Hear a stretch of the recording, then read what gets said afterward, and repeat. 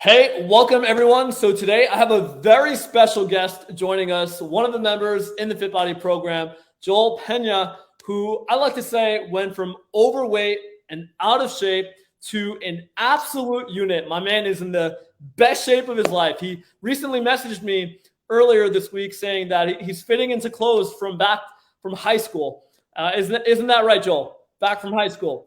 Yep. I So mean, I haven't grown a lot, but I've definitely slimmed down a lot. So I'm back to high school level. So That's awesome, man. So, Joel, I want to welcome you and I want to thank you for taking the time to join us here today. How are we doing, my man? I'm feeling good, man. Feeling the best I've ever been in my life. This has definitely been some life-changing stuff, man. So feeling the best I've ever felt. That's awesome to hear. I didn't tell him to say that. So, Joel, for anyone that doesn't know who you are, could you maybe share a little bit more about your background and what you do, just a bit about yourself? Sure. I mean, so right now, I'm a high school teacher. I also do some bookkeeping for three churches, three Catholic churches as well. And I'm getting my MBA. So I have a really full schedule. Plate is full and overloading. And then in January, I decided to join into Fit Body. So I made it a little bit even more complicated. So um, I'm extra busy, but just trying to find time like everyone else to stay in shape and stay healthy. I love that, man. And what made you decide, especially during, I actually didn't know that you were doing an MBA, and I also didn't know that you were doing bookkeeping for three Catholic churches, which is amazing, by the way. What made you decide during this time where most people would say, it's a bad time, I'm too busy? What made you decide to go in the opposite direction entirely and add this on? Well, I mean, the reality was I'm a young person. I'm only 28 years old. I had high cholesterol. I was definitely the heaviest I've ever been. The pandemic definitely took a toll on me. And I really saw myself losing control of my weight, losing control of my health. And I mean, the reality is there's 24 hours in a day. You make the time if it's there. You just have to allocate the time. So I said, I mean, there's never going to be a good time. So I said, you got to do it now because if you don't do it now when you're older, the complications get worse. So I was really worried about my health, and I said I want to make a change now. I love that, man. And what did you try in the past that maybe didn't work and that maybe led you down a path where you did decide to have a coach in your corner versus do it on your own? So I was doing intermittent fasting for a while. I would not eat until like 12 p.m. And what I ended up seeing was that I would eat a ridiculous amount because I was so hungry. I also did the insanity videos. I was trying to do that, but 5 days a week of that intense cardio is a lot. It takes a toll, and like when you see yourself like not being able to finish the workout, like it really like your self esteem really like goes to complete crap. So like you don't want to continue, and it was tough. It was like something that like I really didn't want to do anymore. So I tried that, and I mean, I did a little keto at one point, trying to like stay away from carbs. But I mean, if you're Dominican, you can't stay away from carbs. That didn't last long either. So I mean, it was I did a lot of different fads, and none of them tend to work out. Yeah.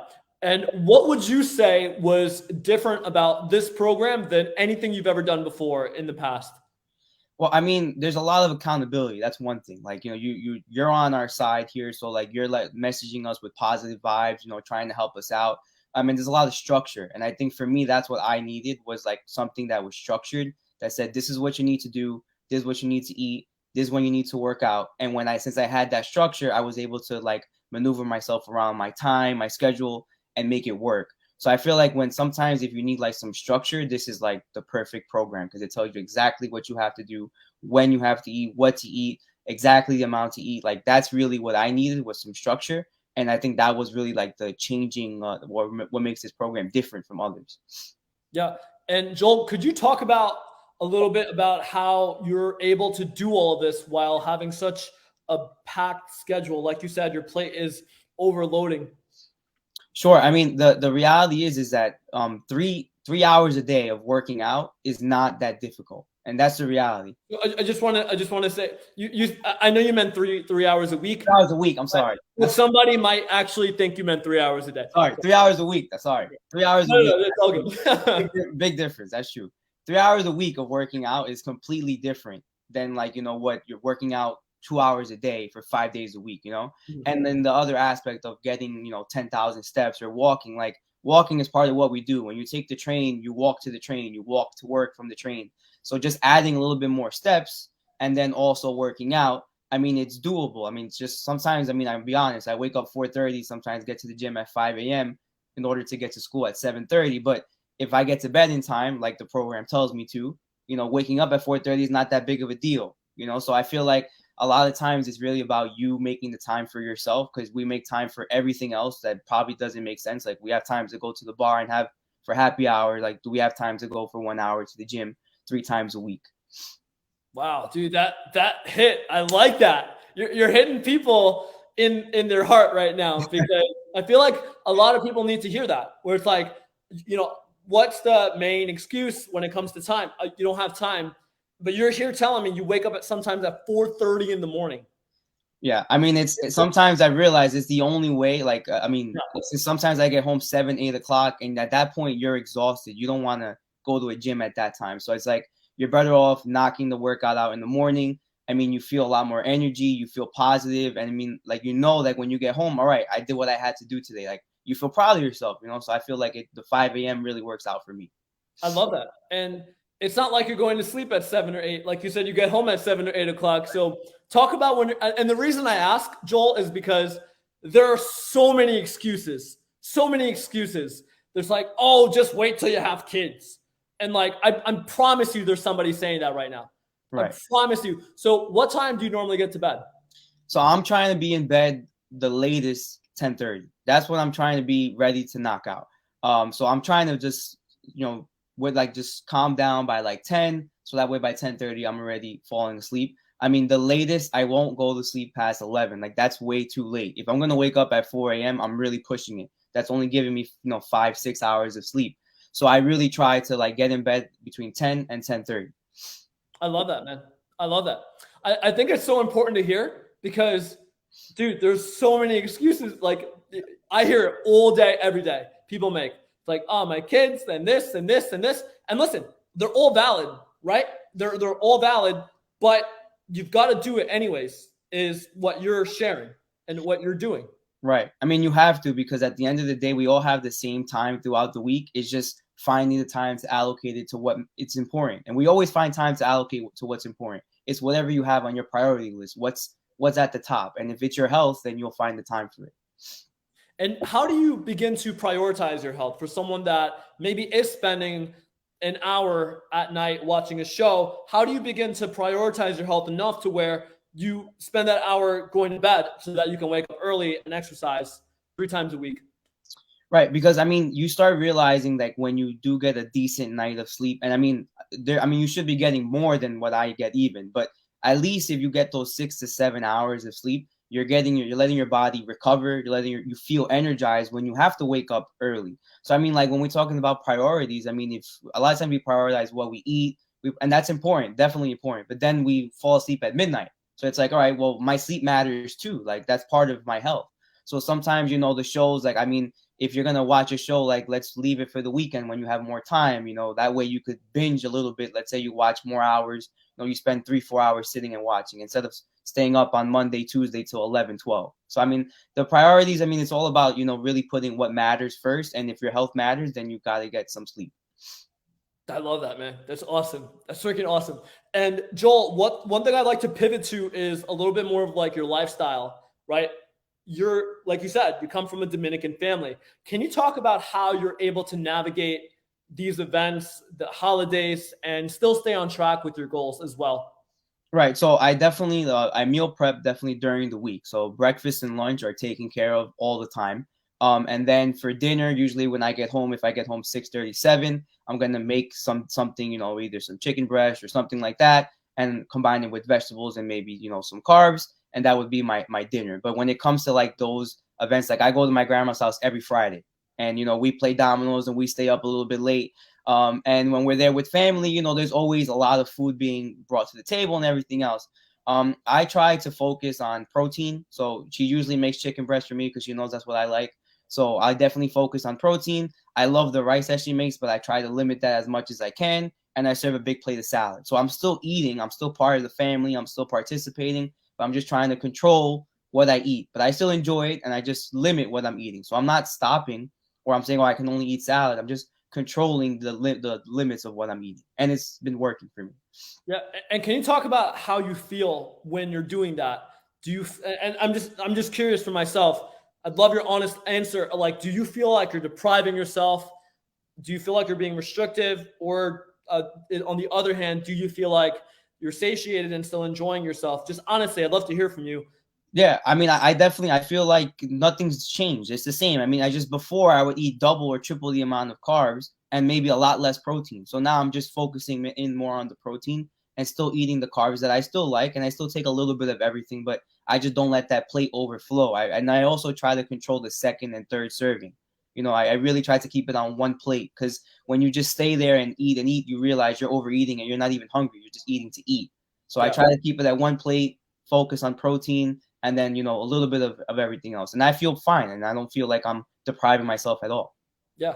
And Joel, what do you feel like's been the biggest challenge that you've learned to navigate with this program?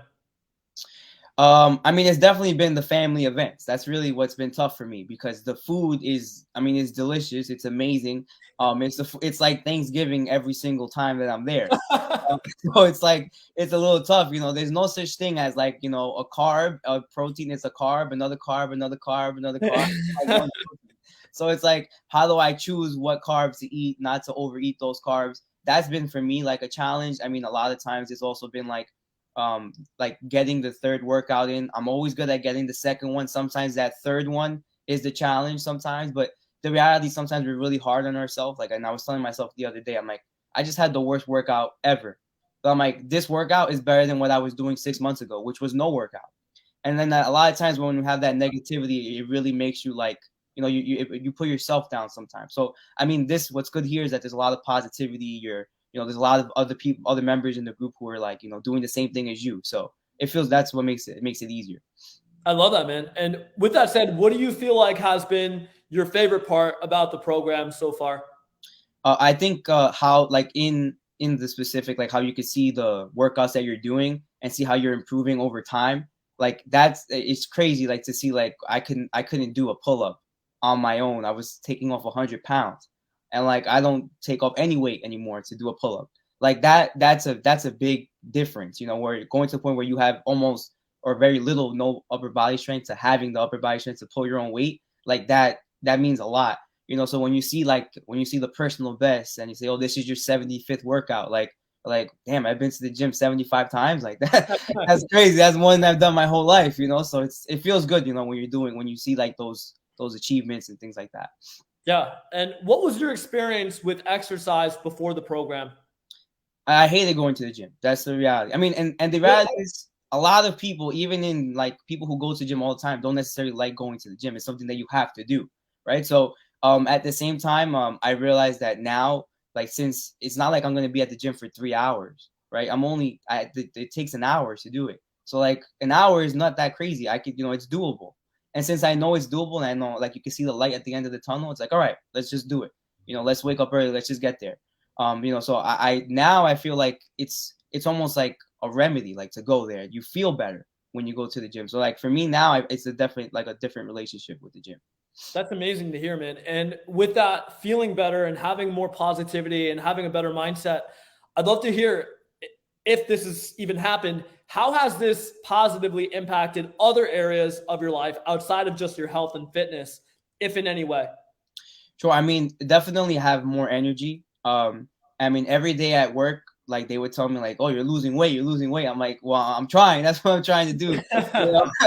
And like, a lot of people have like seen like I have a little bit more energy, like and it should be the opposite, right? Because I'm waking up earlier and I'm going like normally I would wake up early, 5:30, 5:45, but I'm waking up 4:30, right? So you're losing an hour of sleep, so you would think would be the opposite reaction, but the reaction is I actually have more energy. Like I feel positive.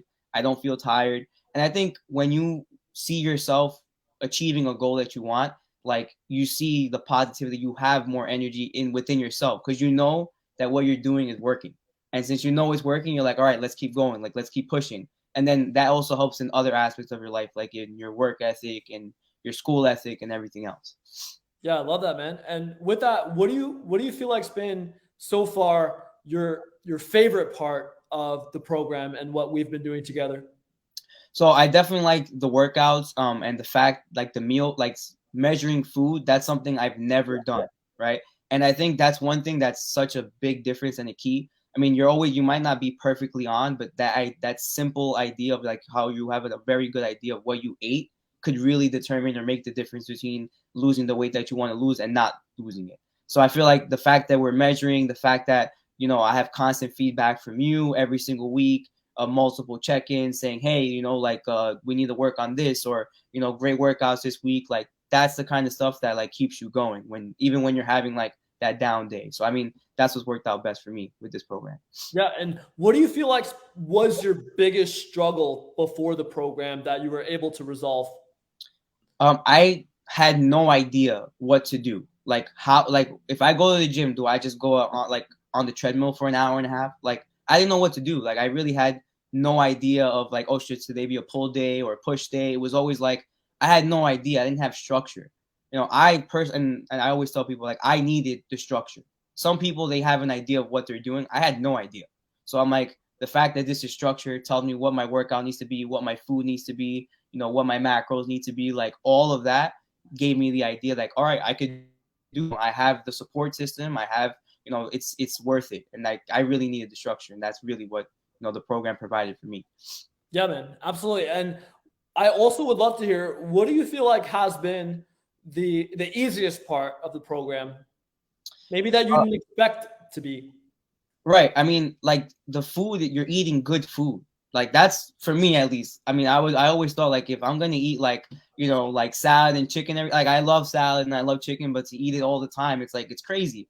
Yeah. Like the food is good. You're still eating carbs. Like you're still eat like you're having eggs. You're eating good food. Like it's not like you have to limit all the good food that you eat. It's just sometimes at the end of the day, you also said like sometimes you're gonna have that day that you might eat something that's not on the regimen, but you try to stay within your goals and it's okay. Like, you deal with it. And it's a lot of times like when we try the intermittent fast, like, or keto, you're limiting what you eat. There's no limitations here. It's just you're eating things, but you're eating things in proportion. Yeah. And earlier you mentioned like this has been life changing. Could you talk a bit more about specifically what you feel like has been life changing? And to also add to that, I'd love to hear from you what almost stopped you, if anything, from taking the leap and investing into the program. Right. I mean, so I think the fact that like now I have a really good idea, or I have a balance of what I need to do to maintain weight and then hopefully continue to lose weight, is something that's definitely been life changing. And also knowing like this is how much protein you should have in a day, this is how much carbs you should have in a day, more or less, has really helped me out. And like the really like the leap of faith. I mean, it was a leap of faith, right? I mean, it's it's an investment, right? And it's all investments, right? You're expecting a return, right? But this is one of those investments that the return relies on you. You have to put in the work too, right? And that's something that like you're almost taking a gamble on yourself. Like, all right, I've never been a gym goer, so now I'm gonna magically go to the gym. Well, yeah, the idea is I have the motivation, I have the structure to do it, so now I could actually do it. And I think that's what really was stopping me, saying like, oh, this is like an investment that maybe is not going to pan out. But I mean, it's definitely been working out because I have the structure. I have, a coach by my side that's pushing me, and that really helped out. My man, absolutely. And Joel, what would you say to anybody that might be on the fence about joining this program? They're not sure, they're struggling, maybe even a prior version of yourself. What would you say to that person, to maybe some words of encouragement? Definitely. And I feel like if you're someone that's considering, I reach out to someone who's part of it or who's doing it and see why this is something that's worked out, because the reality is I mean, for me, and I didn't mention this before, I saw Mac's transformation. He was my principal, and we always called him Big Mac, and that was his. And then I'm like, well, he can't call him big anymore because that's not what he is, like. And that for me was like when I saw that, I said, this was someone who lost a substantial amount of weight, right? And for me, that was enough to say, all right, this is something I could trust, that I could really invest into. And I tell everyone, like, if there is no perfect time. The reality, that's what it is. When your health is in question, that is the most important thing that we have. And it's very easy to, you know, allow things to just escalate. The pandemic got me, like, you know, Oreos every night with milk, and it was like constant ice cream, and it was just like, you know, maybe getting 300 steps a day, like that was normal. And it's like, if you allow things to escalate like that, then when you have to really crunch down, it's a lot more difficult. And I mean, I felt like as a young guy, I had to do something. I mean, I felt like, you know, I did something. I went to school during the pandemic. I started my MBA, and I felt really proud about that. But then I was letting my health wither away. So I was like, you know, that's important. So there's never going to be a perfect time, but this is a doable program that's really going to help people in the future. Absolutely, man. I appreciate those words. And Joel, what would you leave people off with as words of wisdom, golden nugget that you can leave everyone off with today to take as well? Definitely. I think one thing that we need to just, you know, everyone's busy. We all have a busy schedule. We all have so much to do, right? But at the end of the day, we want to live to see grandchildren and see everything else, right? And if we want to be able to do that, we really need to start taking care of ourselves now, building those good habits now. You know, and for me, as someone that's young, I wanted to build those habits now, start controlling those bad habits that I had. And I feel like there's never going to be a perfect time.